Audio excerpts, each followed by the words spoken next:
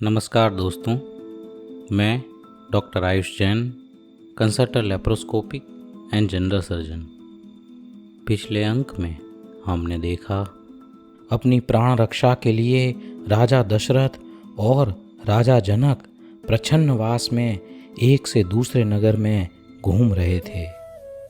घूमते घूमते वह कौतुक मंगल नगर में पहुँचे, जहाँ शुभमती नाम का राजा राज्य करता था। उसकी पत्नी से उसे 2 संतानें थीं, एक पुत्र द्रोणमेघ और एक पुत्री कैकेयी। उत्तम लक्षणों को धारण करने वाली कैकेयी समस्त कलाओं में परगामिनी थी। वह नृत्य के 3 भेद और उसके अवान्तर भेद से परिचित थी।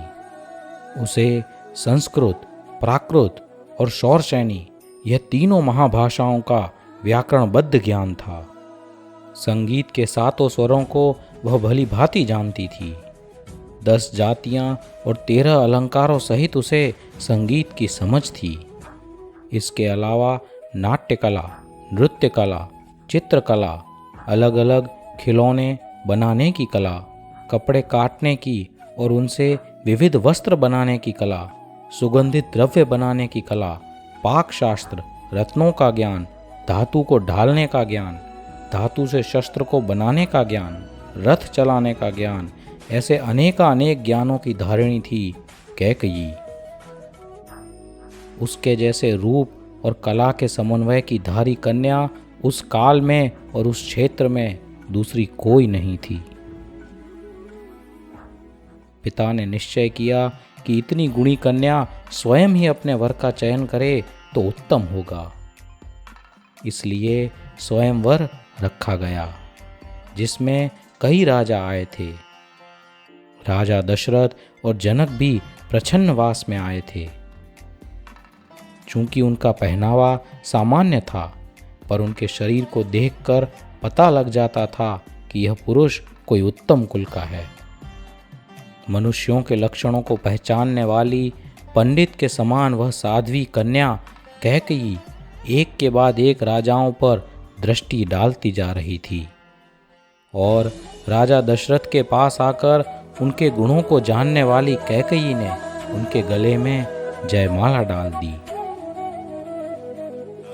कितने ही राजा जोर जोर से कह रहे थे कि अहो, यह कन्या ने उत्तम वर को वरा है, और कई राजा कह रहे थे कि अरे, प्रसिद्ध वंश में उत्पन्न हुए हमको छोड़कर, जिसके कुल और वंश का कोई पता नहीं, ऐसे परदेशी मनुष्य के साथ यह कन्या क्यों वरी है? उसकी ऐसी घृष्टता।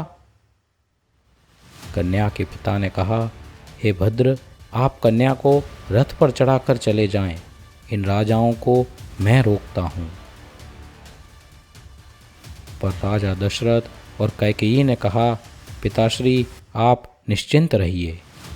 इतना कहकर प्रौढ़ घोड़े से जुते हुए रथ पर राजा दशरथ सवार हो गए और कैकेयी ने सारथी को नीचे उतारकर स्वयं चाबुक और घोड़ों की रास संभाली और उसने कहा, स्वामी, आज्ञा दीजिए, किसके ऊपर रथ चलाऊं? मृत्यु ने आज किसे अपना ग्रास बनाने का निश्चय किया है? अपने अपूर्व रथ कौशल और दशरथ के अतुल्य पराक्रम के कारण समस्त राजाओं को हराने में राजा दशरथ विजयी हुए। दशरथ रूपी सिंह को देखकर हिरण रूपी दूसरे राजा 8 दिशाओं में डरकर भाग रहे थे और शत्रु सेना में यह स्वर उठ रहा था कि इस कन्या ने कैसा अपूर्व रथ चलाया है। यह कन्या तो सर्वांग सुंदर के साथ साथ कार्यशील भी है। सबको हराने के बाद राजा दशरथ का कैकेयी के साथ विधिवत लग्न हुआ। कैकेयी को लेकर राजा दशरथ राजगृह नगर पहुँचे और वहाँ के राजा को जीतकर वहीं पर रहने लगे। अयोध्या वापस जाना उन्हें अभी सही नहीं लगा, क्योंकि राक्षस राज रावण का भय अभी भी नहीं टला था। दशरथ जी ने अयोध्या से अपनी तीनों रानियों को वहीं पर बुला लिया और राजगृही नगर में ही वह राज्य करने लगे। राजा जनक भी अपनी मिथिला नगरी वापस चले गए। राजा दशरथ कैकेयी पर बहुत प्रसन्न थे, क्योंकि उसी के अपूर्व रथ कौशल के कारण वह युद्ध में जीते थे। राज्य दरबार लगा हुआ था। राजा दशरथ रानियों और मंत्री परिषद के साथ बैठे हुए थे। राजा दशरथ ने कैकेयी को बदले में इच्छित वस्तु मांगने को कहा। कैकेयी ने कहा, स्वामी, मेरी इच्छित वस्तु तो आप हैं, मुझे आपसे कुछ नहीं चाहिए। फिर भी आप याचना कर रहे हैं तो मेरी याचना आपके पास धरोहर के रूप में रहे। मुझे विश्वास है मैं जब मांगूंगी तो आप मुझे बिना कुछ कहे दे देंगे। राजा दशरथ ने कहा, ऐसा ही हो। समस्त सभासदों ने कैकेयी के इस विनय की बहुत सराहना की। समय धीरे धीरे बीतने लगा। एक बार उत्तम महल में सुंदर शैया पर सुख से सोती हुई रानी कौशल्या को रात्रि के पिछले प्रहर में महापुरुष के जन्म को सूचित करने वाले अत्यंत आश्चर्यकारी स्वप्न दिखे। वे स्वप्न इतनी स्पष्टता से दिखे मानो कि वह जाग रही थी। पहले स्वप्न में उसने सफेद हाथी देखा, दूसरे में सिंह, तीसरे में सूर्य और चौथे में चंद्रमा देखा। और एक महाऋद्धिक देव ब्रह्मलोक से अपनी आयु पूर्ण करके रानी कौशल्या के गर्भ में आया। इन स्वप्नों को देखकर तुरही के स्वर से रानी कौशल्या जाग गई। जिसका मन आश्चर्य से भरा था, ऐसी रानी कौशल्या सुबह उठकर भगवान को नमस्कार कर और प्रातःकाल संबंधी शारीरिक क्रियाएं कर विनय से अपने पति के पास गई। स्वप्नों का फल जानने को उत्साहित उसकी कई सहेलियां भी उसके साथ राजा दशरथ के पास गईं। संकोचवश झुकती रानी कौशल्या ने दशरथ महाराज को क्रमशः सारे स्वप्न कहे। राजा दशरथ ने कहा कि कांते, तुम्हें ऐसा पुत्र उत्पन्न होगा जो अंतरंग और बहिरंग दोनों प्रकार के शत्रुओं को नष्ट करेगा, और वह बलदेव जैसे उत्तम पद का धारी होगा। उस दिन से गर्भ बढ़ने के साथ साथ उसकी कांति भी बढ़ने लगी। यद्यपि उसका चित्त महाप्रताप से युक्त था, फिर भी उसमें गर्भ के प्रभाव से अद्भुत शांति उत्पन्न हो गई थी। कुछ समय बाद रानी सुमित्रा ने भी रात्रि में 7 स्वप्न देखे।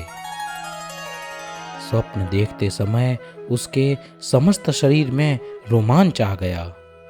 उसने स्वप्न में देखा कि लक्ष्मी और कीर्ति सुंदर शीतल जल से भरे हुए कलशों से सिंह का अभिषेक कर रही हैं। और फिर रानी सुमित्रा ने देखा कि वह स्वयं किसी ऊंचे पर्वत पर चढ़कर समुद्र की मेखला से घिरी हुई सुशोभित पृथ्वी को देख रही हैं। उसके बाद उन्होंने दैदीप्यमान किरणों से युक्त घूमता हुआ चक्र देखा। अपने इन स्वप्नों को जब उसने राजा दशरथ को बताया तो उन्होंने कहा, प्रिय, तुम्हें एक ऐसा पुत्र होगा जो तीनों लोकों में युग प्रवर्तक होगा, शत्रुओं के समूह का क्षय करने वाला होगा और वासुदेव के पद का धारक होगा। इस प्रकार का वर्णन सुनकर रानी सुमित्रा अपने स्थान पर चली गई और उस समय से वह समस्त लोक को ऐसा देख रही थी मानो सारा लोक उसके नीचे स्थित हो। समय के साथ साथ दोनों रानियों के गर्भ बढ़ने लगे और समय पूर्ण होने पर जिस प्रकार पूर्व दिशा पूर्ण चंद्रमा को उत्पन्न करती है, उसी प्रकार रानी कौशल्या ने एक कांतिवान बालक को जन्म दिया। राजा दशरथ पुत्र जन्म की सूचना से इतने आनंदित हुए कि समस्त नगर में उन्होंने बहुत दान दिया। राजा ने इतना दान दिया कि नगर का लगभग सारा का सारा राज्य कोष खत्म होने को आ गया। सारे नगरवासी भी अत्यंत प्रसन्न थे। मध्याह्न के सूर्य के समान जिनका वर्ण था, जिनके वक्ष स्थल के ऊपर लक्ष्मी के द्वारा आलिंगन था तथा जिनके नेत्र कमलों के समान थे, ऐसे पुत्र का नाम रखा गया पद्म, जो इस संसार में राम के नाम से प्रसिद्ध हुए।